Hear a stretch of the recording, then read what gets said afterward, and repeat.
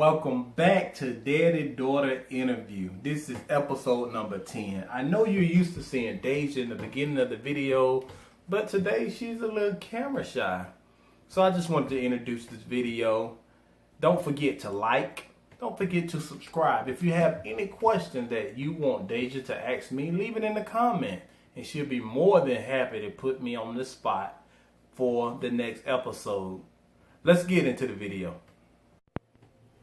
Welcome back. This is episode number 10 of Daddy-Daughter. I tell you, it's been a great drive so far. 10 episodes later, Dai'jah is still asking me questions, figuring out things about her dad that she didn't know.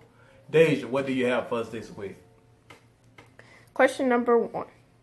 When you were a child growing up, what kind of clothes were popular and what kind of shoes were popular? Shoes and clothes that was popular in my day. Let's go with the clothes first. We had some jeans called cross color. They were very colorful. Had every color in the rainbow. They also had some jeans called carcanai. I wanted a pair of both of those, but definitely couldn't afford them. The shoes, we had LA Gear, we had Converse, we had Cons, which was a pair of shoes the basketball player had, which had some gel in them. Fast forward, we had FUBU, For Us By Us. We also had Bat Farm.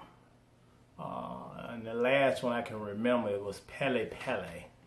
And I thought those were just the flyest clothes ever. But none of them are in existence today. And lastly, for the shoes, we had the Reebok pumps. It was where they had a basketball on the tongue and you could pump the actual shoe. And it would inflate your game. Not really, it just make your ankle tight. But I thought they were pretty fly. But those are the clothes and shoes I can think of that was pretty fly back in my day, Dai'jah. Okay, so before this next question, I have to tell a little story leading up to the question. You have to what? I have to tell a little story. Oh, okay. So, a few years back, I was doing swimming lessons at the Y. And you at the time didn't know how to swim because you said that you were trying to float and you felt like you were super relaxed. In some kind of way, you still ended up sinking to the bottom of the pool. I don't know how that worked. But that leads me to my next question because swimming is a sport that I did and I enjoyed it very much. But if there was one sport that you could be good at, what one sport do you wish you could be good at? I would say soccer. The reason I say soccer is because there's a lot of eye-foot coordination. I think that would help me with my dancing, which I lack. But I think that's a sport that's so underestimated because those players are constantly running. They're constantly on the go. There's no breaks like you have in normal sports. But I would want to perfect that game so I can work on my my feet-eye coordination. And also build up my stamina. So I would love to be a professional soccer player. Yes, ma'am. Okay. What do you miss most about your childhood?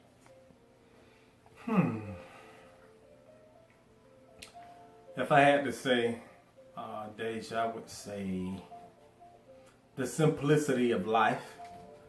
What I mean by that is my childhood was very easy. Easy in a sense of simple. Not easy for working because I always worked hard. But life was so simple when I was a child. You wake up, you do your duties for the day, whether it's school or work, whether it's summer or school time, and you repeat. You just keep doing that same thing over and over. As an adult, you have people that don't want to adult because it get hard. It's difficult. So we would just prefer to, well, I should not we. I would prefer to just keep things simple in life. High school, middle school, elementary, it was all the same. It was hit play, repeat. As an adult, you hit play, stop, pause, the tape break, get a new tape, pause, get a new CD, pause, go to MP3 player, pause, go to iCloud. As you can see, things are evolving from, I went from a tape to iCloud, and just how life is. And it's not so simple anymore. I know I went around the world to answer that question for you, but that's what I missed, the simplicity. Yeah, you did go around the world. But, another story time. A few videos back, you told us about this time when you were going along with your older brothers and they were going under a barbed wire fence. And you, being you followed them. And you cut your back, and I've seen the cut on your back, it's pretty big. You cut your back on the barbed wire. And that, to me, it seemed kind of unsmart. But I feel like there's something even more unsmart that you did. So would you mind telling us what that unsmart thing was? Wow. Wait, first, Paul, we ain't gonna fast forward by this, act like you ain't just called me unsmart. I didn't call you unsmart. I just said you did some unsmart things. Oh, wow. You're right, Dai'jah, because I was a boy. And boys do unsmart things. Remember I told you about boys? Mm-hmm. We'll talk about that off tape. But, yes, you're right, my dear. I did do quite a few unsmart things because I wasn't thinking. The one thing that comes to mind in particular is when I backed the truck up to a parked vehicle in my parents' yard. There was a white Chevrolet I used to drive around all the time. I think it was like a 84, 85 Chevy Silverado. I used to love that truck. And this one particular time I was just backing the truck up. I was turning it around for no particular reason. Like, I had no reason to do it. Just trying to find something to do. And I backed the truck into the parked car. The problem was, Dai'jah, the car was not my parents'. It was someone's car my dad was fixing. So I hunt my dad down. I'm like, okay, where he at? Let me see what's going on. Let me let him know what's going on. So I called him and I was in a panic. I was like, I messed up. Papa, I messed up. And he was just calm. He was like, okay, what's wrong? Is everybody okay? Yes, everybody okay, but I messed up. He was like, okay, what happened? I told him what happened. And he was just so calm about the situation. He never raised his voice. Even when he got home, he didn't raise his voice. So, Dai'jah, I paid for it by punishing myself. And I also, I did because of the panic.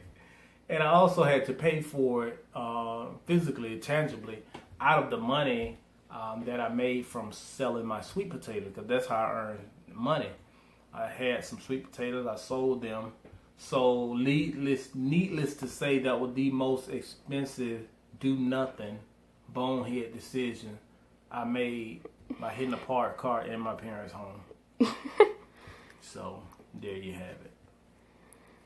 Okay, so this video is kind of short because this is my last question. Okay. But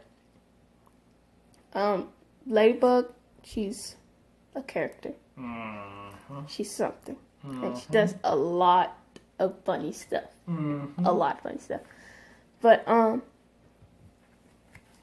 getting older, and I want to know what the funniest thing is that you remember me doing when I was either a toddler or when I was Ladybug's age?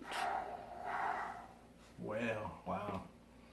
Well, Ladybug is a character. You also were a character. The thing that come to mind, Dai'jah, about you was one time we was outside and you were singing a song. Then from that song, you burst into your ABC. You were singing your alphabet, and you were just saying A, B, C, and you're looking up in the sky in your own world. And you had this obsession with teachers. You know, you wanted to be called teacher. So this one particular day, you went behind the air conditioner. And I said, come from behind the air conditioner before you hurt yourself. And you repeat to me and say, come from behind the air conditioner, teacher, as if I should call you teacher. So I reply to you and say, get your butt from behind the air conditioner, teacher, before you get your butt beat. You coerced me into saying teacher when I really hadn't planned on calling you teacher. So that was very unique of you, for you to get me to call you something. But there was a moment where I first realized that, wow, girls really have a way of persuade you to do things that you have no idea of doing. And that's where it started. Till this day, Mommy still thinks that you should not have called me teacher. Yes. You should have called her teacher. Yeah. Okay, so, instead of, we're going to do something new from now on. And at the end of the interviews, instead of me asking you if there's anything that you would like to add, I'm going to ask you if you have a recommendation. And these recommendations can be books, movies, podcasts, speakers, videos, anything you want to recommend to somebody. But this is going to be our first episode that we do this. So, do you have a recommendation? I have two recommendations. First of all, check out Terrell Tarver at TerrellTarver.com, the most progressive, innovative speaker, most sought out professional development coach, teacher, and trainer in the CSRA. That's the first thing. Second thing, I do have a book. Book I just got and began to read. It's very good. The 21 Irrefutable Laws of Leadership by John Maxwell. And I think you'll find this book very enlightening because in life, a lot of time we think we don't have to work on ourselves. It's a very good personal development book, and while I was talking, Dai'jah just put it on my desk, and here it is, right here. This is the book. Pretty good read. It definitely something that all leaders, I recommend to leaders, or just people who lead it in their family, because a lot of time we look at leadership, Dai'jah, and we think it have to be someone on a CEO or COO or CFO level. Well, in reality, you're leaders in your class, you're leaders in your family, you're leaders in your peer group. But I recommend that book. And Dai'jah, actually, I recommend it to you first. Okay. But that's all I have today. I thank you all for tuning in, and I'll see you next time. I hope you enjoyed the video. Like I said before, make sure that you like, subscribe, comment at the bottom. Till next time, talk to y'all later.